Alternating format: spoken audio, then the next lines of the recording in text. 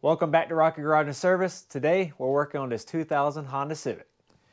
This is the starter that we purchased from rockauto.com. The link will be in the video description below.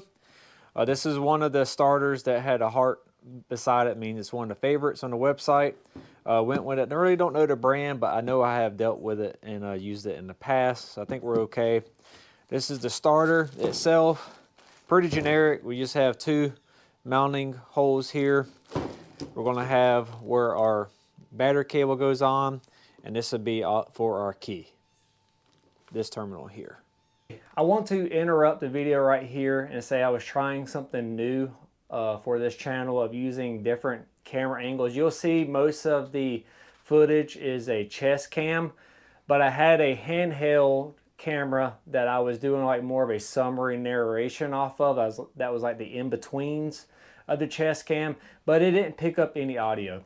This video still came out really good of showing a step-by-step of how to do everything. It's just we could have been over the top if I would have had that other camera angle. But either ways, I just want to explain kind of the intent of the way I shot the footage, or the way it was supposed to be, and how it didn't come out. But please enjoy the video. The car has had a starter issue for a little while, and let's see if it's going to start today. So it started, but you can hear how it's kind of intermittent. It's almost like it's the key switch, but we have replaced it and that did not fix it. So let's move the car out a little bit so I can gain access to the front here so we can work. Okay, let's get this air cleaner out of the way. You just kind of pull on it. Got two little tabs right here. Then we're going to have some clips up here. I don't know if y'all can see that. You just literally just unclip them. This is how you gain access to your air filter. And while we have that, let's go ahead and check on it. Yeah, it ain't that bad. Let's move that out of the way. Now, as we can see, our starter is here. We've got a few little clips and everything. So now let's try to figure out how to get that removed. So that came off easy by moving that tab. Number one, I didn't disconnect our battery. So it looks like that's a 10 millimeter.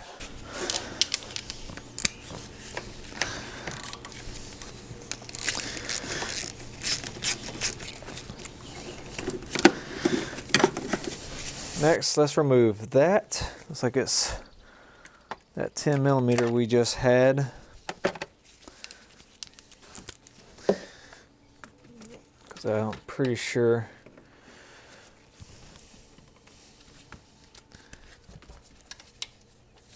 So we're going to need a long extension.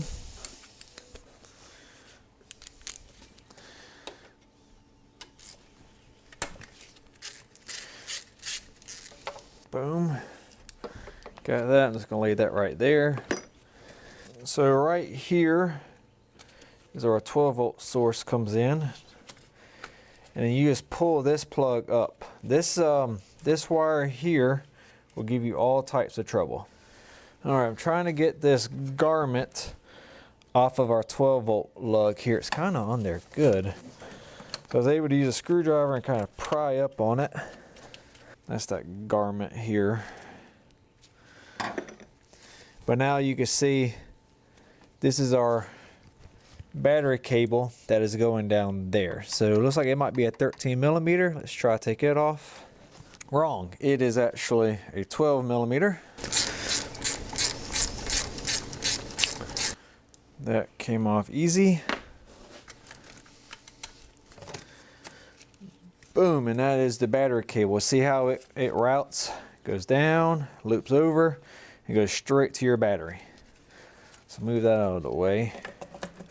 Pretty much if you did not disconnect your ground, anytime this is accidentally bumped the chassis like this, it'd just be like welding sparks. Very scary. But now we don't have to worry about it accidentally bumping the chassis. But you can see some people's like, I don't want to undo it. I ain't gonna touch nothing because I got this process done without accidentally bumping. But my problem is every time I ever mess with like an alternator or anything, like setting this wire here, it'll bump off. And then while you're not looking, it does that. So always disconnect your ground. Just easier that way. All right, I just tried a swivel socket 15. It was just, the torque I needed was just a little bit too much. So let's see. Ooh. There we go. So for the bottom bolt, we use a 15 millimeter deep weld. We have your normal, I think it's like a 2 or 3 inch extension, and you can see I got a 3/8 ratchet. A little tight. If I wanted to use my electric ratchet, would have been pretty easy to do here as far as once I broke the initial torque. Here is what the lower bolt looks like. Ain't too long. Let's see what it's going to take to get to our other bolt. You know, it's almost like it's a 14. It is. Yep. So I knew something wasn't right. This bolt was a little bit sloppy coming out with a 15. This bolt is actually a 14 millimeter. So I bet it's going to come out a lot better now. Oh yeah. That bolt's coming out good. So you can see with this standard extension, our ratchet's fitting in between the airbox and that pretty good.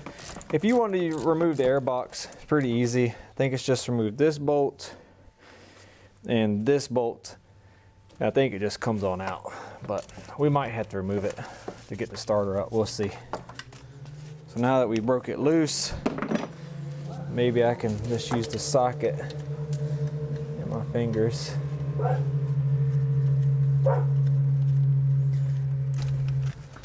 Boom, here we are.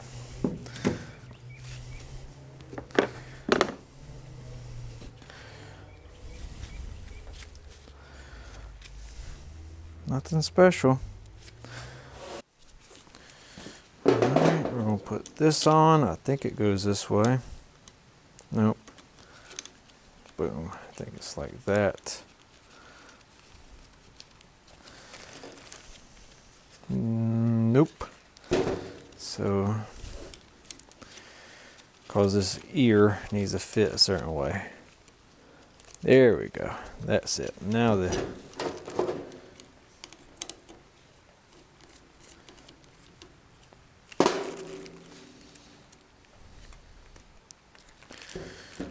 the ear fits like it should.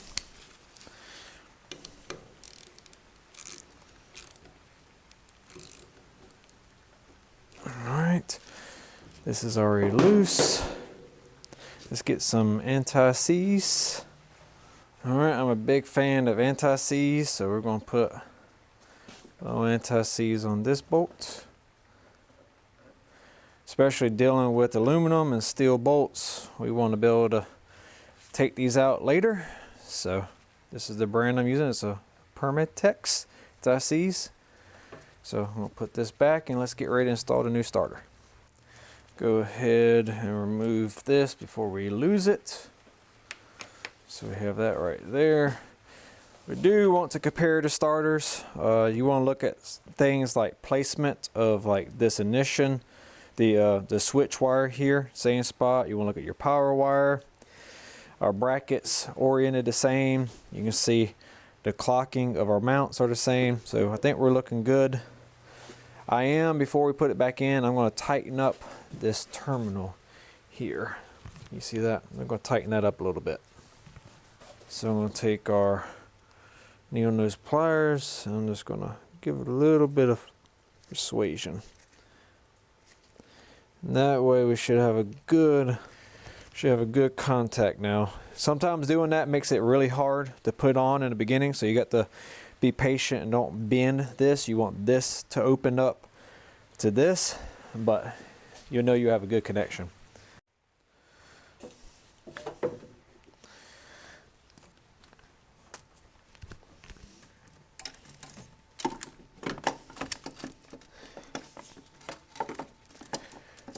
Biggest thing putting these starters on, especially like spots like that, just watch to make sure you don't pinch no wires.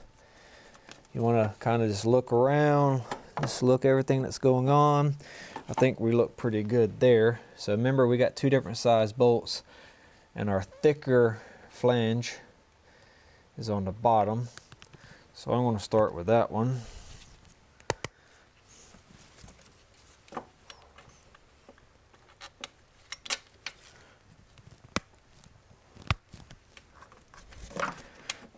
All right. So I'm using one hand to hold the starter in place and using my other hand to go ahead and get a few threads engaged. I'm going to do it until pretty much I'm tired or it just gets tight, which right in there is where that is. And we're going to take the shorter bolt, and same thing, I'm going to use now reverse my hands. I'm going to lift up the starter in place and really finagle myself. And now I'm going to use I'm having to hold the camera up, but finger tight as far as I can, and that allows this thing to seat good, because there is a little bit of tight clearance. It ain't bad. And go as far as you can, finger tight. And I think I got that all the way seated. Now what that allows is when you go ahead and tighten these things down with your ratchet, you don't have to worry about it binding or getting sideways or clocked. So I got that as tight as I could with my fingers, but now I can use my socket and my fingers on the extension and run this down as far as I can, because I got a little bit better grip this way. And now that's to the block pretty tight. I'm going to do the same thing for the top one. Let's see, get back on it. Okay, now I'm already pretty good on it. So now I can go ahead and start tightening this down.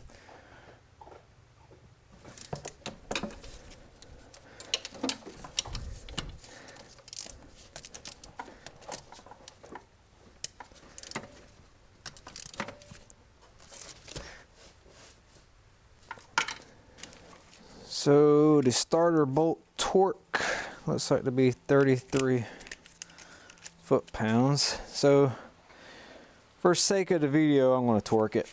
I normally would just feel good tightening it up with my hands. I kind of know what is a safe torque. There we go. All right. 33 foot-pounds. I'm going to take our starter wire. If I remember correctly, it looped around the back and clip it back in its spot, I think. Yeah. It didn't, there it went. So that clipped in. You can tell where they want you to put, got a little slot in the plastic. Where that goes, take our nut, thread it on hand tight as far as I can. If I remember, that was a 12 millimeter.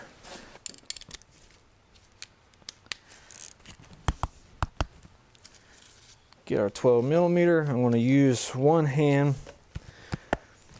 Use one hand to make sure our wiring stays in place. And tighten it down with the other hand. Boom, that's tightened down. So I was able to get the rubber garment to move up so I can actually see our connector go on. Then I'll slide the rubber garment over it. So like I said, that was a pain in the butt, but moving that garment up, I was able to see what I was doing and was able to put that into place. Now I'm gonna hook this back up. Let's take our rubber garment here. We'll place it right there. All right, I think we're ready just to put our air filter tube on now. Get our air filter. We'll put this on. If yours is dirty, this is a time to go ahead and blow that out. Mine ain't bad. Just don't want no debris to fall in the engine. So I'm gonna put this on first. So we're gonna put our air filter on here. Then we're gonna clip it like this. And I do diagonal. That way we know it's somewhat straight. And then once we do that, then we can line up these two holes here. Boom, it's in place. Let's move some tools out of the way. So I'm just going to do a little pop, kind of hit it, make sure what spark's happening. Maybe you crossed up something on your starter. Maybe you had to put a used starter on it. You want to make sure nothing goes sideways. The starter starts running away, but it didn't spark at all, so that means no amperage. Okay, I think we're ready to put it back together. Or now we're ready to test fire. So we got the key in the ignition, so y'all didn't have to hear all those beeps. Let's do a test. Boom. Sounded much better than it ever has. So let's turn it on and off 3 or 4 times.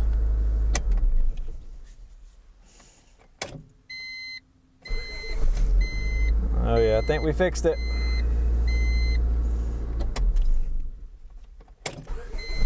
That definitely was the issue.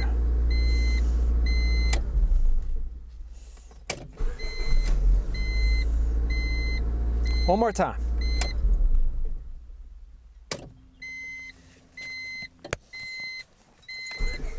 Oh yeah. Problem solved. Like I said earlier in the video, I was supposed to have multiple camera angles, and the camera that I shot my outro on, my handheld, didn't pick up the audio. So here's the outro. I hope y'all enjoyed the video. I thought this was a great step-by-step of how to remove and reinstall a starter on a Honda Civic. It fixed my issue. We haven't had any starter issues since then. If you made it this far in the video, please hit that subscribe button and hit the like. And if you would really do me a favor and just leave me a comment of what did you think of the video?